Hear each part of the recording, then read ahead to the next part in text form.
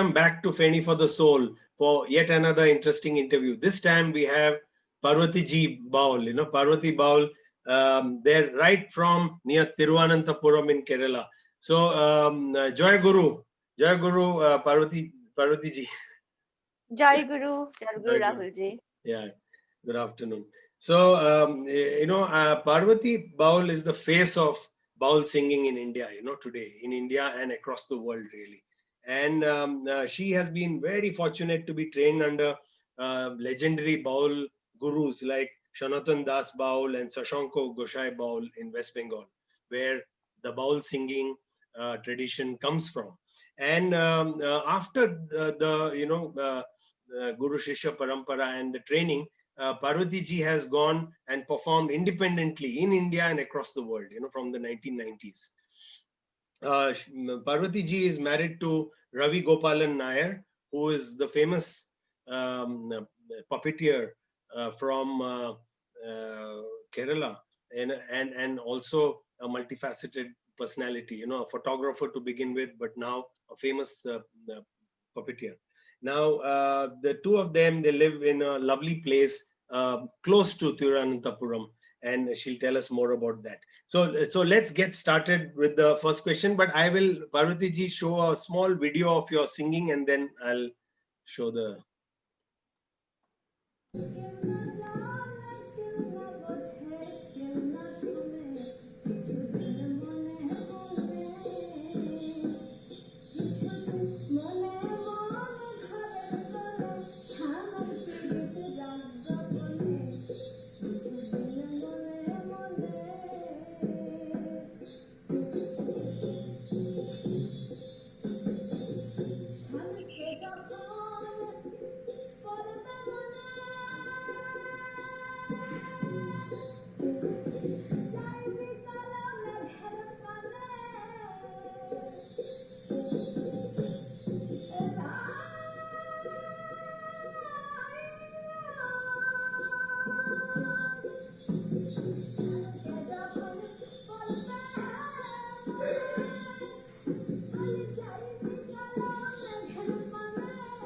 Parvati ji, my first question really is, what a wonderful song that is, and I wanted to tell the audience that you left your education at Shantini Ketan, the famous university, and as a teenager, and decided to go and join a Baul ashram, to learn Baul music.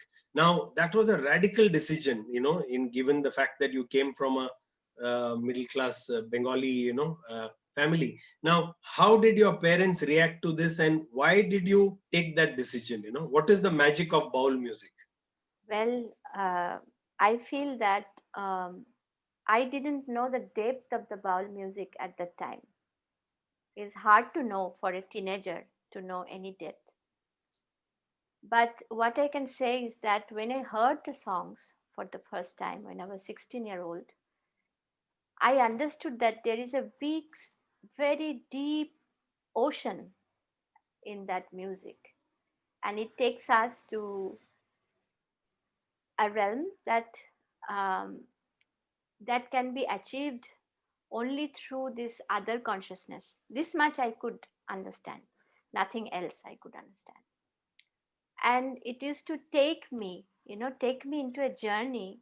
I have been exposed since my childhood to many traditions. I was in Assam, so all the folk traditions in Assam, because my father was very fond of music, and music was always in our house. And it's a traditionally like my grandfather also. So we were lovers of music. So I had exposure to the different Bengali traditions and Assamese traditions and Indian classical music very much. So, uh, but when I saw the bowl, there was something different in that for me, because there was this spirituality, this deep meditation in the songs. And when I saw the bowls dancing, for me, there was this such freedom, and their voice was very open that I never heard before. I always speak that as if their voice was touching the sky. So I wanted to have that experience because for me, since my childhood, I knew that art will be my path. Music, art, I didn't know what exactly the form will become, but I knew this is my path.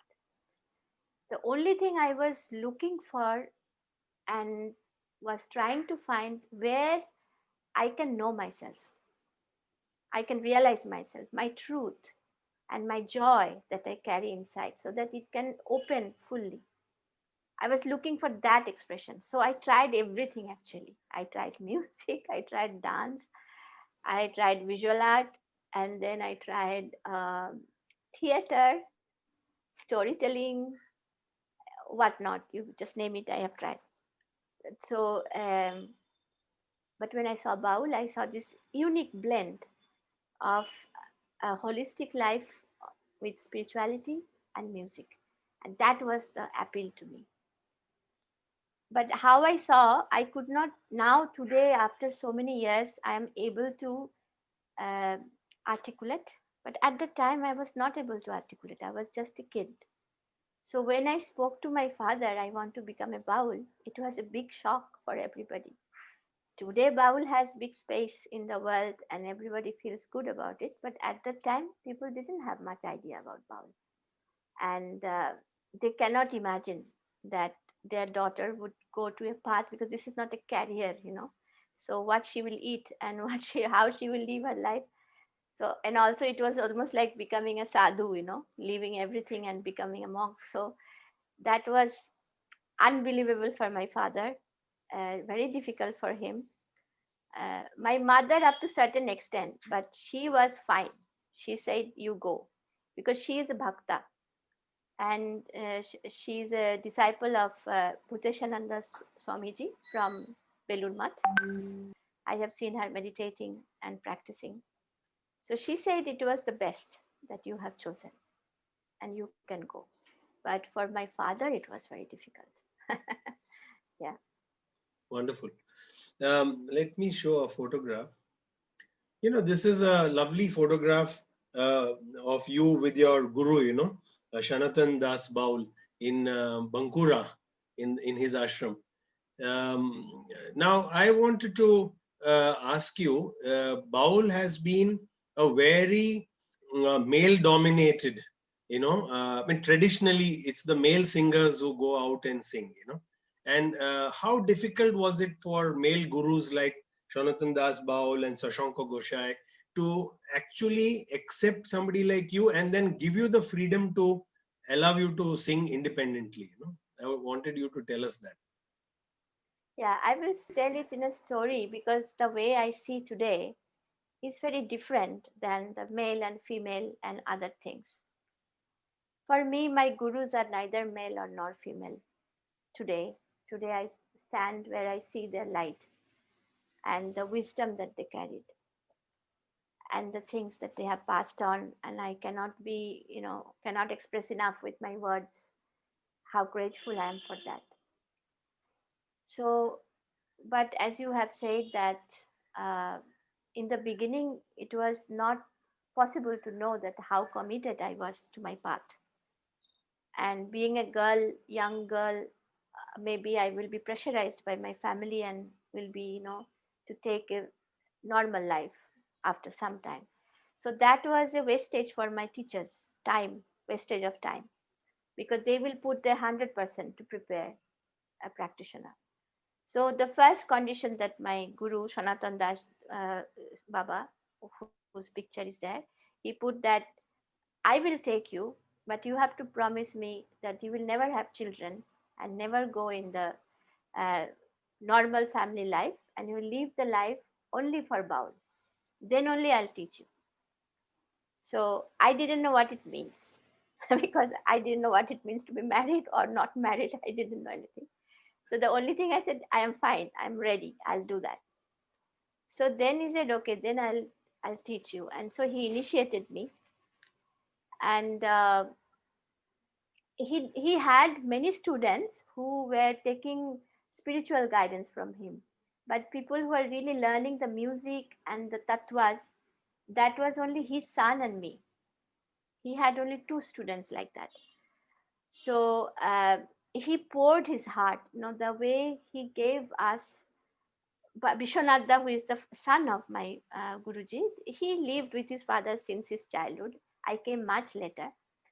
But the way he gave us love when we used to accompany, I never felt that I was somebody else. It was equal for his son and me. Same way. His son was bit elder to me. So he gave so much love to us and care. And later, when I was sent by Sanatan Baba to Shashanka Goshai to learn the repertoire, because Shashank Goshai was even from the elder generation, previous generation. So when I met him, he was 97-year-old, and he had so much songs. Sanatan Baba is very interesting. He used to teach me one song in a year, and in 7 years, I have seven songs. So when I used to go to sing in a mahotsav, we have Prashnotter. Prashnotter means question answer song. So this person will ask me some question from some tattva, and I don't have songs. I cannot reply. So I used to be fooled everywhere, like go and go behind and all of that. So I one day I came to Baba and I was crying, saying, Baba, I cannot reply to any songs because I don't know anything. Then he said, oh, you need to grow your repertoire. So go and meet a teacher. But he just told me, go and meet the teacher, but didn't say where and how and when. So I started searching for and being in close contact with such yogis like Sanatan Baba or even my Guruji, Mast Kalandar Abdul Salam. It was quite difficult to mingle, and Sanatan Baba. It's very hard to receive anybody else as your teacher because you know the depth of a person. So very quickly in your eyes, you can find that something is not right. So a student also has the right to choose the teacher. So until unless one is convinced inside, one must not choose the teacher. That was the teaching of all my teachers. So then when I saw Shashanka Goshai, I I mean, it is a beautiful story, but it will take a long time. So I will tell it short. Is that I sing a song to him that was taught by Sanatan Baba, and he never teach me the answer. It was a question song. So I sing it to him, and he gave me the answer. After he said the answer to me, and he said, "Where did you learn the song?" I said, "I learned it from Sanatan Das Baul." No, oh, his teacher, Nitai Khapa, I used to sing with him. And I had the dugi, dugi, the drum of Nitai Khapa with me. And all the years I am with Sanatan Baba used to talk about Nitai Khapa a lot. And in those stories, he used to tell me he had a dugi made of copper. And Sanatan Baba always wanted to possess that dugi for himself. But when he had samadhi and Baba went back to his teacher, so Mataji was there, and Mataji said, "Oh, that dugi, Nitai Khapa gave it away to another sadhak, and I don't really know who is that sadhak." So Baba used to tell me that dugi I was supposed to get, but it never happened. I meet Shashanka Goshai. He had the dugi, and he gave me the dugi. I was 3 years with him, with my teacher, and at the end of my learning, before his samadhi, he gave me the dugi in my hand. So I carried that dugi back to Sanatan Baba, which he always wanted to have, and I gave it to him. He took it. He looked at it beautifully, touching it as if the most precious diamond he was touching. Then he said, "But what will I do with it? I have completed my life. You take it. You continue." So he gave it back to me. So I have the dugi of Nitai Kappa. So this connection was the one which took me to the next step of meeting my teacher, Shashanka Goshai. And as you said that, how did they feel in the beginning? They used to say, "Oh, you are a girl. How you will remember things. You have to be courageous to be, like just like a man." I said, "I don't know, but with your grace, anything you give me, I will try to carry on with whatever possible." But today I want to share a story that moved me deeply. Is because both my teachers, they had always all male students, I was the only woman student. But when they passed on their teaching, like authority of teaching, which called their dand, dondo, dand, they passed it on to me as the next uh, continuation after them. And and when he left his body, Shashanka Gosai, his samadhi, he asked me to do his samadhi, which is supposed to be a man who would be doing, and his next, one who will carry on. So, so it was. I just tell you a small story. Uh, so I was preparing for samadhi. Baba left, and I'm preparing everything, and I need 7 pieces of bamboos as part of guarding his body, which is cut in a particular measurement. And I asked my other brothers to help me to cut the bamboo in the right size. But they said, "Oh, you are the one who is Baba has given you the right. You have to cut the bamboo." And I am not good in cutting bamboo because I don't have that much precision. I can break the bamboo, but not cut it. But then I said, "But Baba left me." I remember another time, one afternoon, Baba asked me, "Can you cut bamboos?" Then I said, "No, I don't know how to cut bamboo." Then he brought a knife and bamboo, and he was showing me how to cut the bamboo. I tried, but I failed. Then he smiled. He said, "Leave it." So I was sitting and wondering, what will I do, because I don't know how to cut. And suddenly I just felt like going behind the ashram, and where all Baba's tools were there. He used to do a lot of handwork. So I'll find something there. I went there. There was this 7 pieces of bamboo kept for me. He cut and kept it ready before his death, before his samadhi. He knew that I don't know how to do it. Wow. So you see, this is my teacher, and this is what I have received. And Amazing. so this, it is a transmission. And this is what is Baul. This compassion, this transmission, this is what is Baul. And this is what we must carry in our life. And pass it on with the same dignity, depth, and love to the next. It's like the diya that you pass on from one hand to the other. Amazing. Amazing. What a touching story, really, Parvatiji. You're really blessed. You are blessed. I will like to show another video now of you. Let me show that video and then.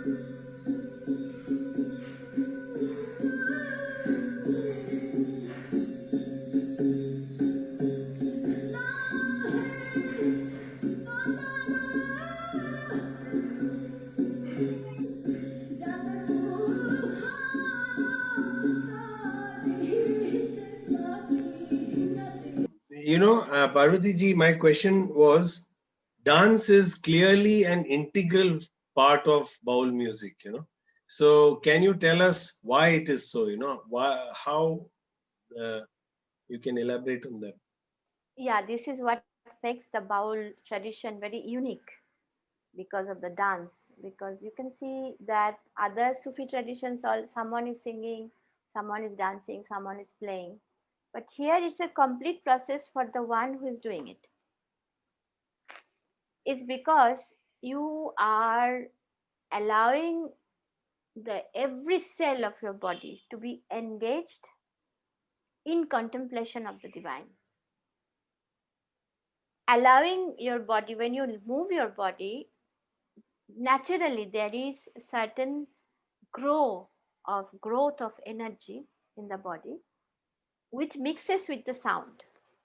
See, sound is also another kind of energy, and the physical energy and the subtle. Sound is more subtle energy.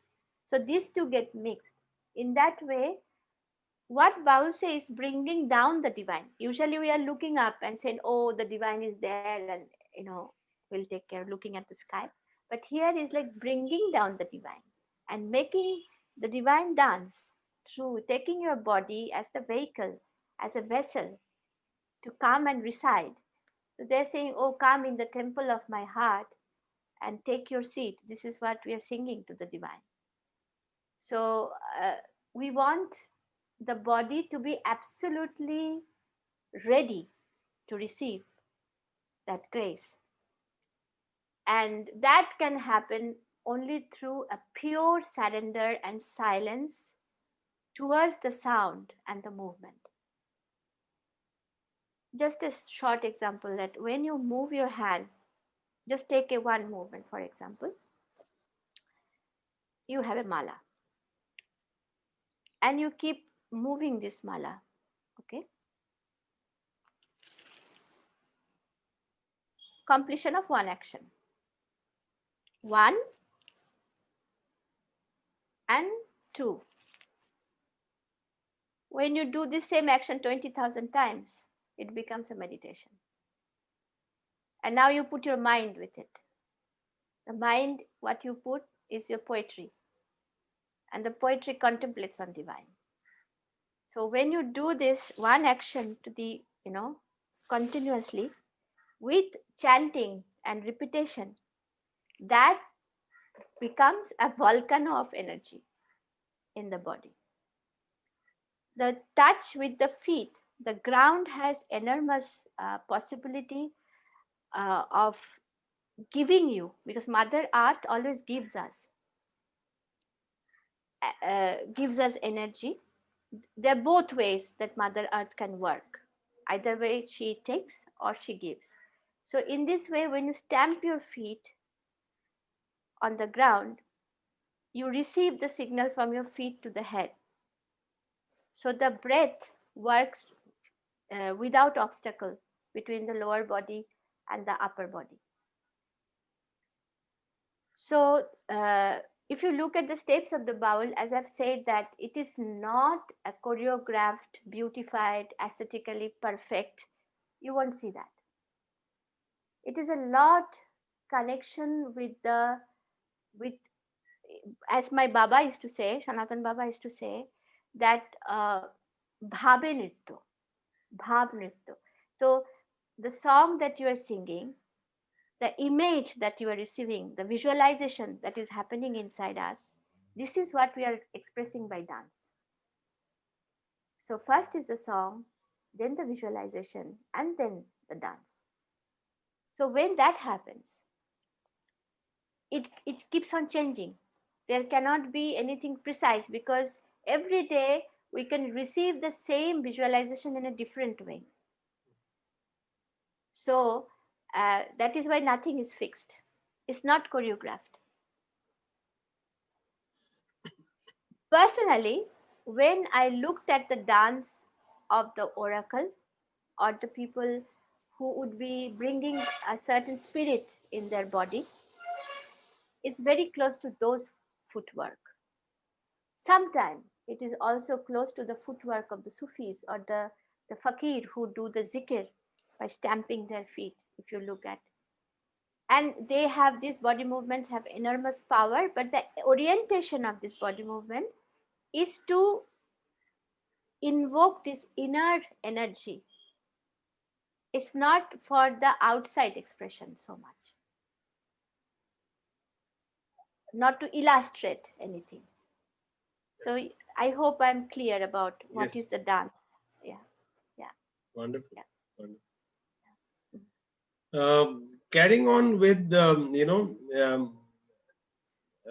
more of Baul music, I want this. I was looking at your Facebook page and I found that very fascinating. You organized a Baul virtual Mela in September with 6 masters, and you did it primarily to help the masters and their families to get some revenue, because of this pandemic. So I want to show a video first, and then...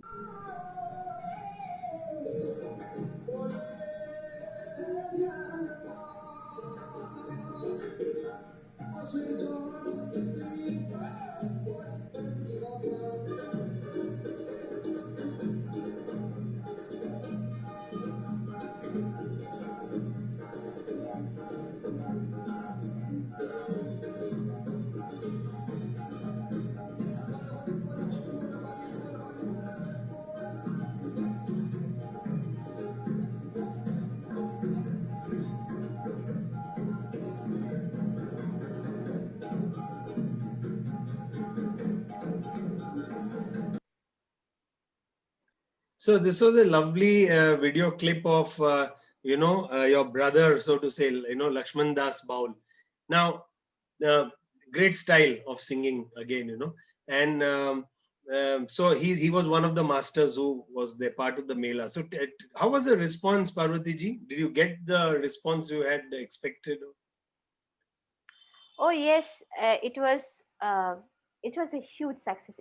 In fact, some people wrote, actually many people wrote that even if it is not pandemic, you continue doing this virtual mela, so that people like us, some people writing from South America or even Australia, we cannot travel to India every year, but we want to listen to. There are a lot of Indian people and non-Indian people who living abroad. So they all asked me to continue this every year. And Baul Masters too. It is so amazing that how I was wondering how will I approach, and with this new medium, how they will feel. They're all very senior musicians.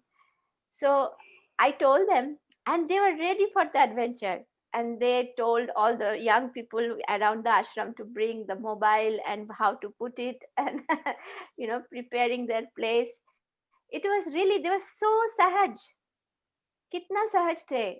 We only have all this block inside us, thinking about, oh, we should not do this. This is tradition. This is how all this kind of barrier that we put, thinking what is right, what is wrong. But masters were totally open, and they received what was possible, and they enjoyed it very much. They watched, you know, they watched the Mela, and so most probably we will continue this, Yes. and we will have more things coming up in the future, and I will be doing it every month. Something new will be coming up. The next one will be coming up is that I'm opening the possibility for people both who have a lot of knowledge with music and those who do not have knowledge of music, but they want to know more about Baul and the Baul philosophy. So I am opening a online course, 6 sessions that will start from 25th of October till November. And after that, I will come back with the same masters, and I will be doing a retreat online with them. So people can come and interact with them. Wonderful. So, Wonderful. so I'm just, you see, I'm finding, I feel everybody is, but it is a new, they have named it also called new normal. So, Absolutely. The so very fact that we are speaking to each other over a Zoom session is the new normal. Yes, very much. yes, But I'm so very we are, glad that you are. yeah, so we are trying to be creative with what is possible, and also keep everyone together. you know Sometimes some people need to have the interactions, so it is important that we continue that. Very good, very good. I'm personally looking forward to this. You know, I'll move to. Let me show a photograph of this gentleman here, who is Ravi Gopalan Nair, your dear husband. So it's very interesting, when I was doing the research, that you are from West Bengal, and, Ravi ji is from Kerala, the two states which have many things in common, of course, but very far from each other geographically. So how did you meet him? And then, how did you make the transition from Bengal to Kerala, to a Kerala way of life? Ravi Gopalan Nair, I was married with him, I mean, in 1997. I met him in 1997. And he is a great practitioner who has done a lot of work with traditional arts of Kerala. For example, Kudiyattam and Kathakali, Tayyam, that ritualistic dance or theater that also he has worked with, the temple theaters. Um, there are many like Tayyam, Mudiyattu, Tarayattam, and then he was basically a photographer in his young time because his father was Gopalan Nair, and he also was a photographer and painter, portrait painter. He learned from the Ravi Verma school. But when the portrait painting was not necessary anymore, they turned into a photo studio, black and white, and they used to make their own prints. So Ravi knew all of these things. But when he saw the difficulty of the traditional masters at that time, he made a wood carving master called Shankuni Ashari. And he had so much knowledge and skill, but there was nobody learning it. So he left all of this and started learning from him. That's how his journey in traditional art started. He was very loved by his teacher, like Shankuni Achari, and he had a teacher in um, Kudiyattam who is Sri Ammanur Madhava Chakyar. So he assisted his teacher for many years, more than 20 years, till Ammanur stopped performing. And he learned how to do the wood carving of all the traditional costume, theater costumes for Kathakali, all of that. And beyond all of this, he also has a very strong spiritual root with his teacher because their whole family into that. So my learning process and everything, I owe a lot to Raviji. So beside my other teachers like Sanatan Baba, Shashanka Gosai, he is also my teacher. And Raviji has also practiced with the Grotowski method of theater. So he was very, deep and understanding about the inner work of body work, inner work of breath. He had a very deep understanding. So I learned a lot from him. So in this way, I it's more than husband and wife. I feel it is I have learned so much from him. It's a transmission that happened from him. And what else shall I say more Yeah, than this? the transition from Bengal to Kerala, how did you adjust to the Kerala way of life? I'm very keen to know that. Because I became a paribrajika after some time with my time with Sanatan Baba. And I was traveling around India to know what is our root, traditional root. Because when I started learning Baul, I understood that there is so many nuances, that so many details that I must understand too. Because Baul is a essence of, or yeah, essence of all the spiritual schools or all the Indian thoughts. But to know that, you must know the root very well. Otherwise, how can you arrive into that essence? So I felt I was searching for this depth in the Shastras of theater as well, in the aspect of the rasa. What was the rasa? And the breath, because Baul is always talking about Bayu, talking about the work of breath. And I found my route more towards South India. Each person can find different route. Like some people go to Himalaya, some people go to Kashmir, some people go to Rajasthan. I went to down south in Kerala, and I was guided there. And then Raviji's teacher, who was a spiritual teacher, Master Kalandar, Sri Abdul Salam, you can see his picture here. And so he gave us marriage. He said, you both together work. So I stayed back in Kerala. Very interesting. Very interesting. And of course, you all have the wonderful Gurukul now. So I'm coming to the Gurukul question really. You have said in an interview that you are very keen to develop the next generation of Baul singers, So I wanted to know how you are going about doing that, and especially women baul musicians. So can you tell Yeah. us how you're doing it through your Gurukul? But I have more women students than male students at this moment, and some of the my Baul brothers, they lovingly call my Gurukul as Shaktipit because they're mostly women. So, so yeah, there are many women who are interested in learning, and they get a lot of courage that it is possible for women to do this, take a path which is very direct towards divine.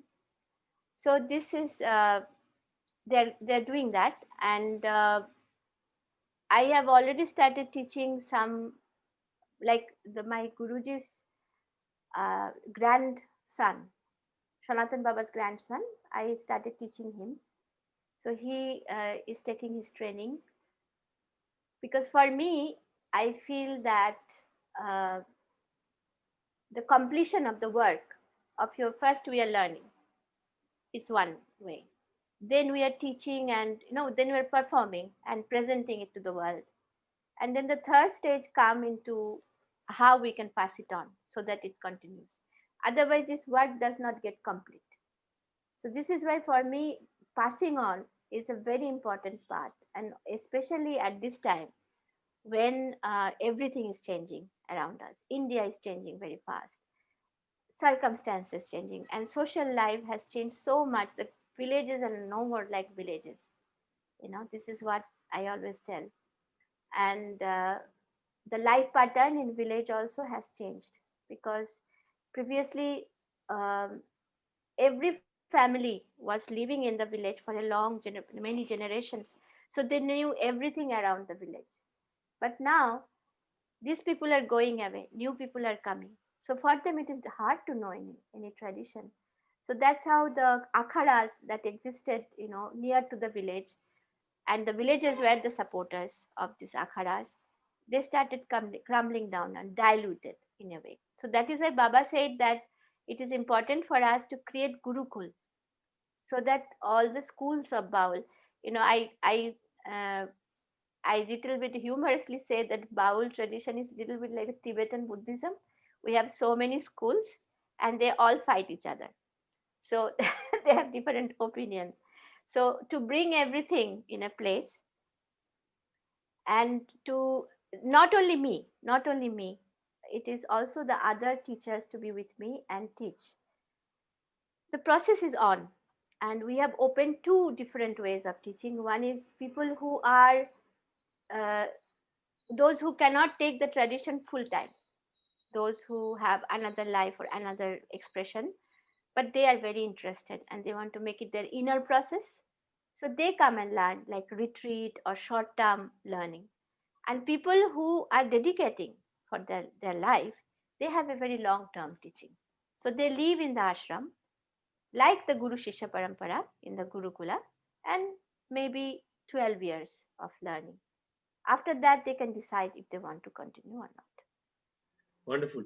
So Parvati ji, I think it was so nice of you to spend this time, talking to us, and telling us so much about baul music. And I was, any number of times I can watch those video clips and listen to you and people like Lakshman Das Baul and so many others. So I'm personally looking forward to hear from your Gurukul, about what new things you'll be doing.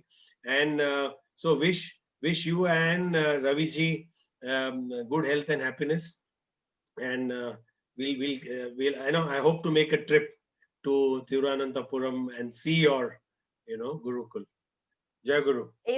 You have to make two trips. Yeah. One is to Thiruvananthapuram, another one to Bengal. Yes. Yes. Yeah. Absolutely. Okay. Jai Guru. Jai Guru, Jai Guru, Jai Guru.